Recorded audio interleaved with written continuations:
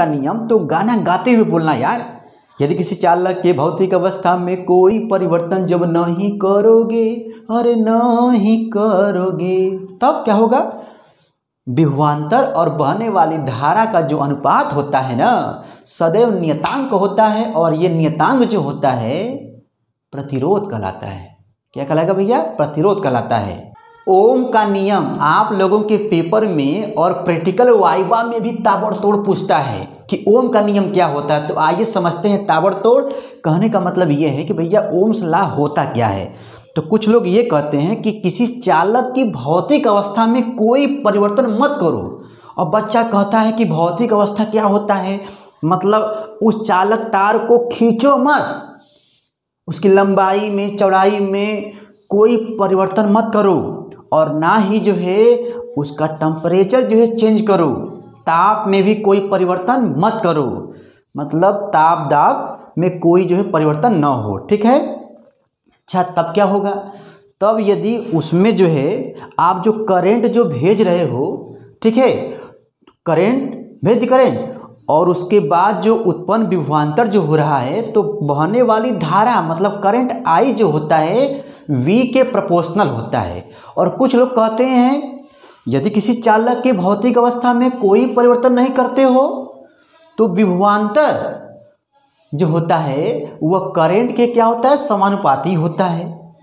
कुछ लोग ऐसे भी बोलते हैं यदि किसी चालक की भौतिक अवस्था में कोई परिवर्तन नहीं करते हो तो चालक के सिरों के बीच जो विभवांतर जो आ रहा है PD पोटेंशियल डिफरेंस, और बहने वाली धारा I, दोनों का जो अनुपात होता है V/I सदैव एक नियतांक होता है। और इस नियतांक को ना हम लोग ना R कहते हैं। क्या कहते हैं भैया? R कहते हैं। और ये R है क्या? R को बोलते हैं रेजिस्टेंस, प्रतिरोध कहते हैं। छोटा सा बात है। अब एग्जामिनर ये पूछता है कि आप बताइए ये R जो आया है, R का मात्रक क्या होगा? तो देख भैया, R मतलब R बराबर क्या? V/I है ना, तो वोल्ट प्रति एम्पियर ऐसी भी होता है। और ओम के नियम में अक्सर जो है आपके सर पूछते हैं कि ओम का नियम किन किन कारकों पर निर्भर करता है। तो आप बोलिएगा कि भैया ओम का जो नियम है उसमें चालक की भौतिक अवस्था जो है, ठीक है, में कोई छेड़खानी ना हो, मतलब जो है क्या हो, कोई परिवर्तन न किया जाए, अपवर्तित रहे, ठीक है। उसके बाद ओम का नियम जो है, सीमा हो रहा है लिमिट इसका, ये केवल चालकों पर जो है लागू होता है, मिश्र धातु चालकों पर भी लागू होता है, ठीक है ना। उसके बाद पूछते हैं कि अच्छा चलो भैया आप बताओ कि ओम का नियम जो तुम बनाते हो, वोल्टेज और करंट के बीच जो ग्राफ जो खींचते हो कैसा ग्राफ होता है? तो भैया सीधी रेखा में होता है। क्या होता है? सीधी रेखा में होता है। अच्छा ये बात है। तो देख भैया एक क्वेश्चन और बन गया, ओमीय पथ किसे कहते हैं, अनओमी पथ किसे कहते हैं?